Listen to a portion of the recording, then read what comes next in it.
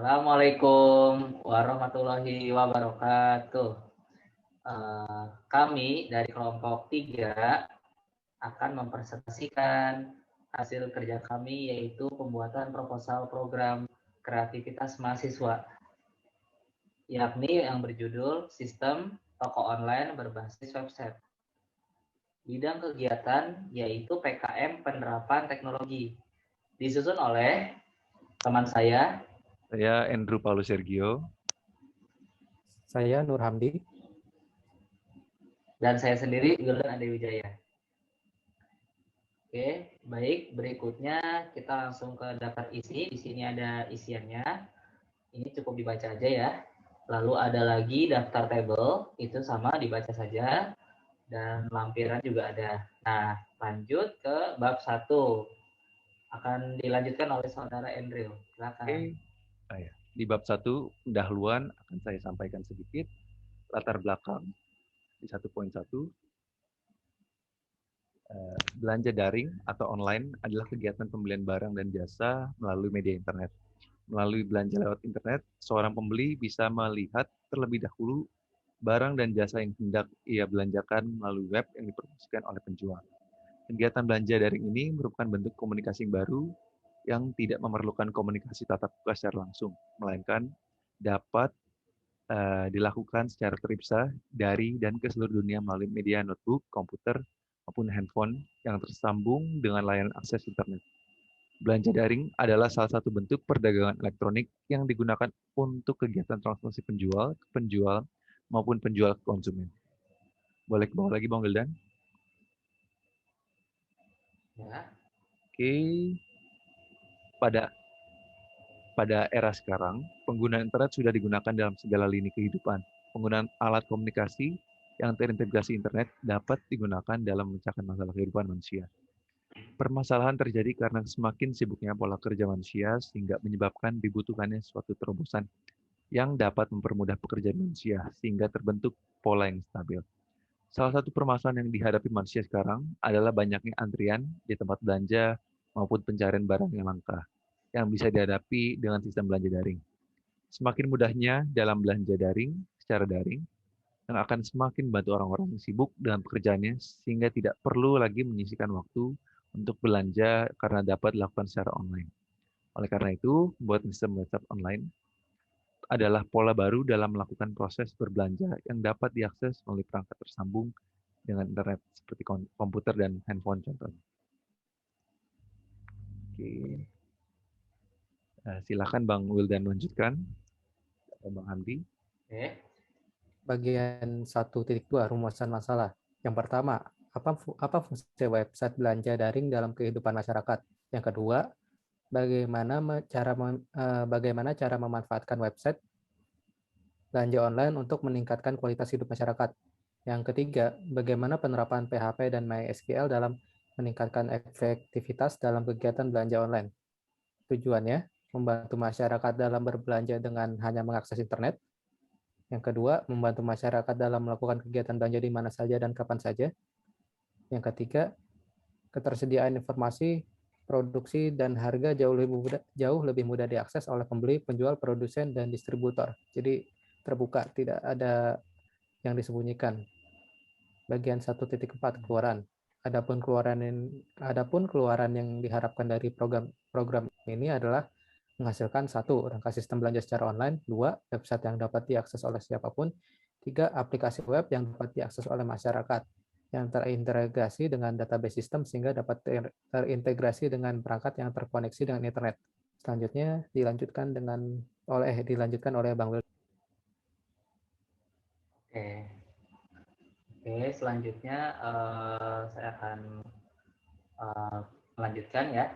1.5, yaitu adalah kegunaan. Kegunaan dari program ini terbagi menjadi 3 kelompok, yaitu A. Kegunaan bagi mahasiswa.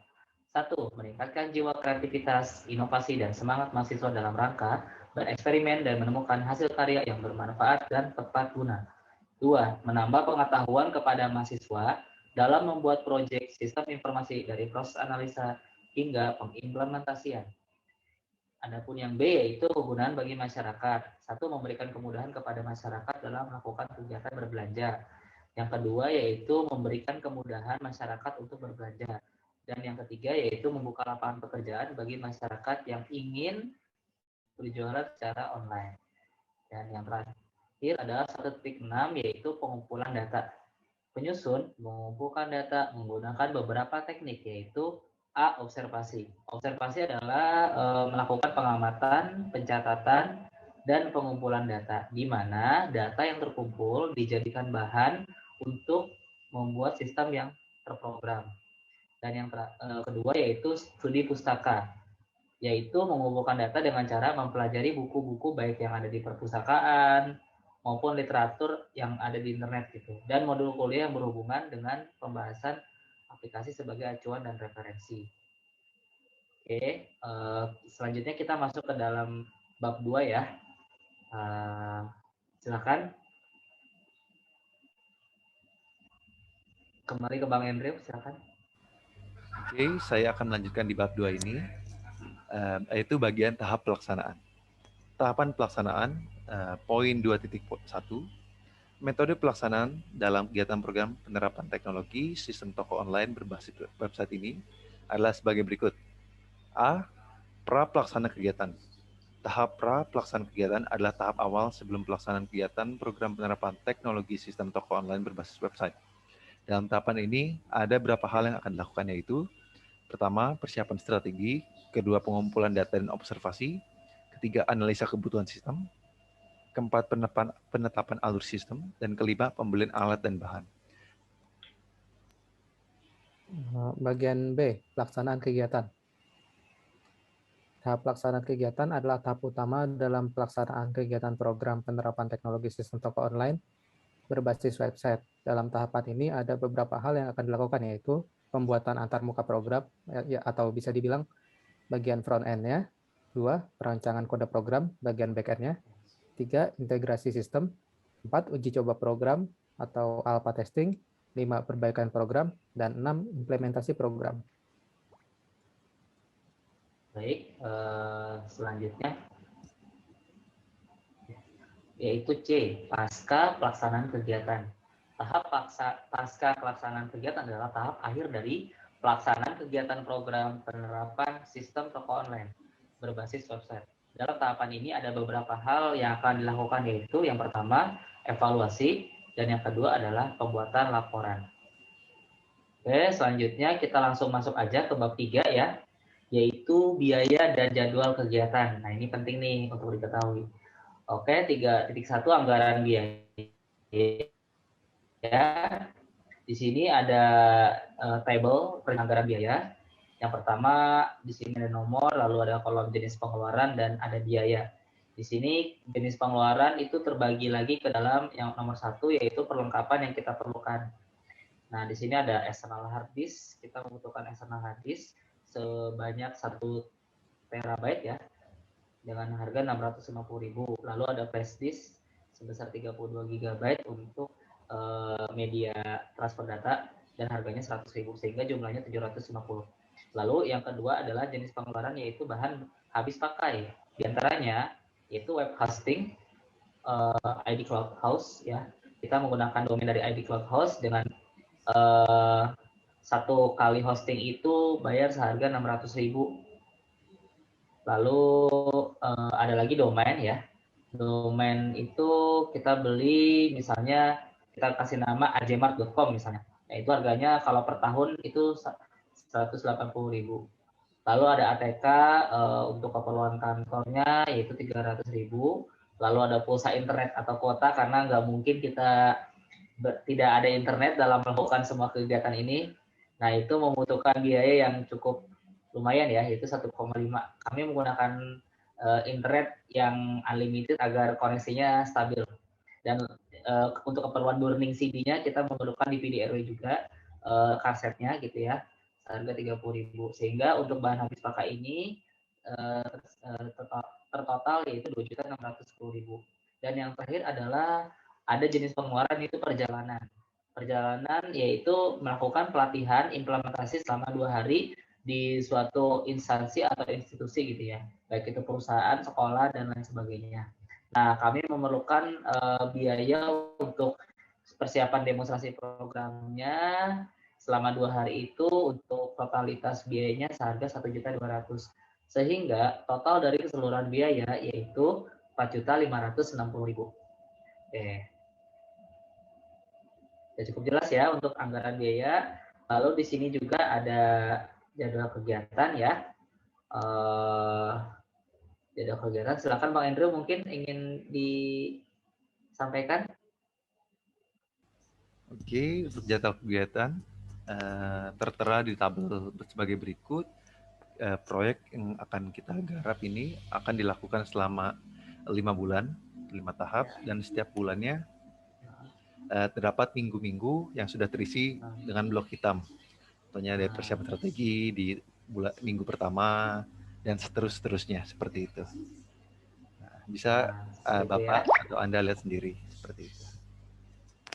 Ya, baik. Lalu di sini ada pelampiran ya.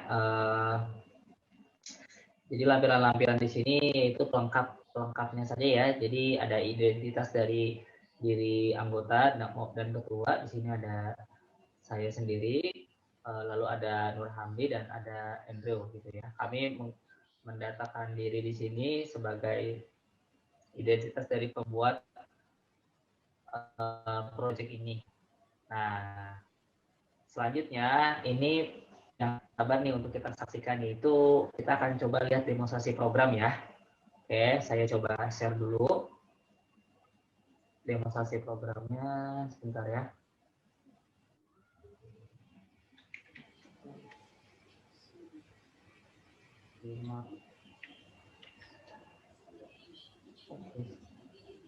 Sebentar ya, kita new share dulu. New share. Nah, ya.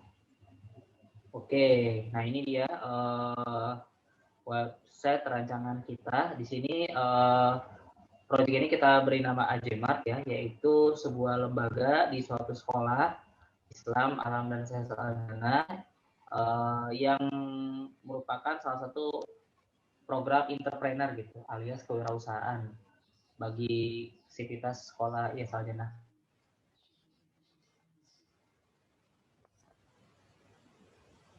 Nah, di sini ini halaman berandanya. Di sini bisa di buku. Dan saya juga selain buku ada yang lain pun bisa ya. Nah, dan pun ada kategori juga. Di sini ada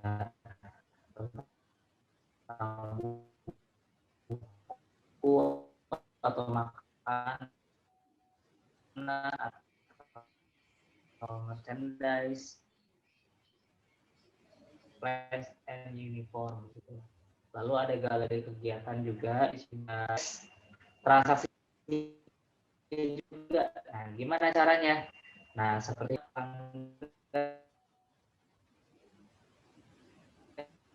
ingin membeli sebuah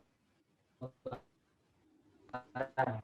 Nah, tinggal klik barangnya yang ingin dibeli, namun identitas asli pembeli tersebut. Nah, ini kita akan demonstrasikan cara pembelian secara sederhananya ya. Nah, di sini kalau misalkan agar tidak lama atau mempercepat waktu, nah ini akan saya pakai akun yang sudah ada, yaitu sebentar ya.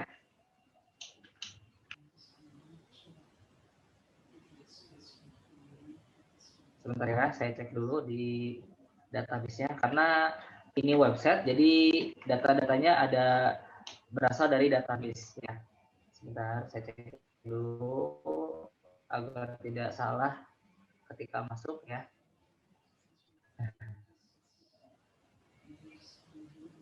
Nah, misalnya untuk user itu kita akan pakai salah bukan ini. Nah ini. Nah, dc1.com.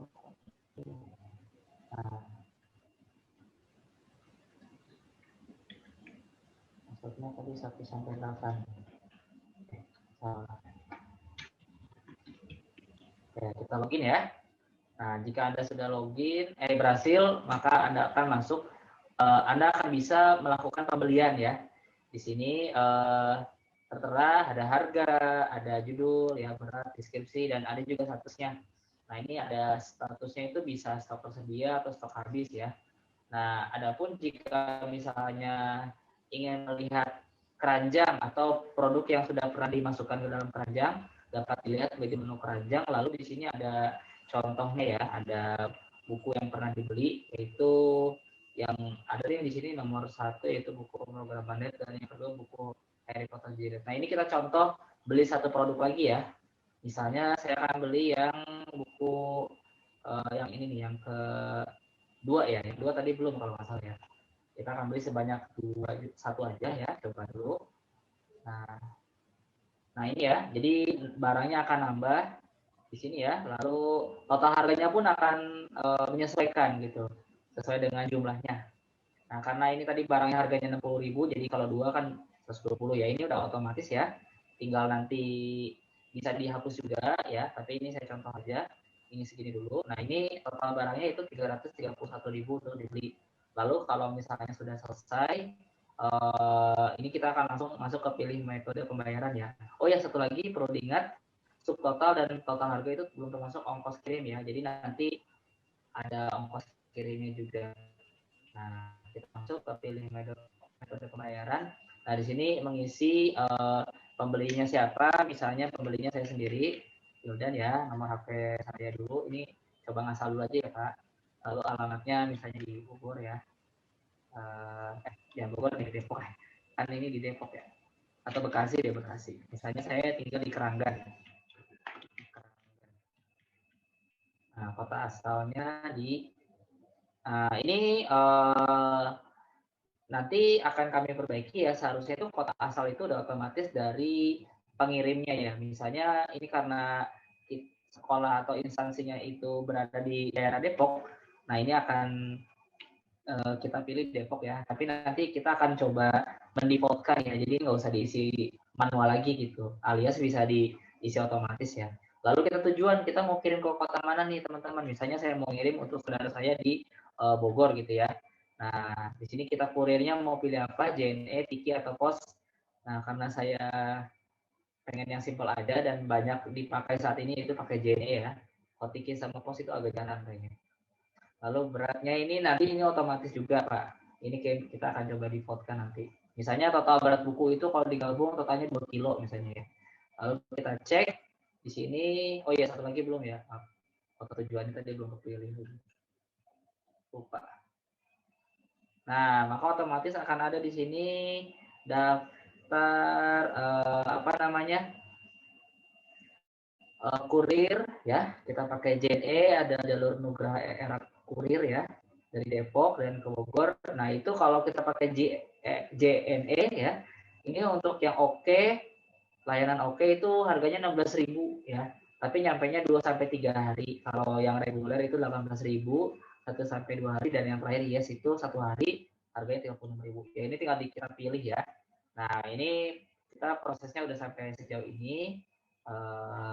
Jadi ini adalah akhir dari demonstrasi programnya ya. Semoga saja kami bisa menyelesaikan proyek ini sampai tahap final. Amin. Oke, mungkin dari kami cukup sekian dari presentasi yang kami lakukan ini. Bila mana ada kekurangan atau kata yang salah, kami minta maaf. Terima kasih untuk waktunya. Bila taufiq hidayah. Wassalamualaikum warahmatullahi wabarakatuh.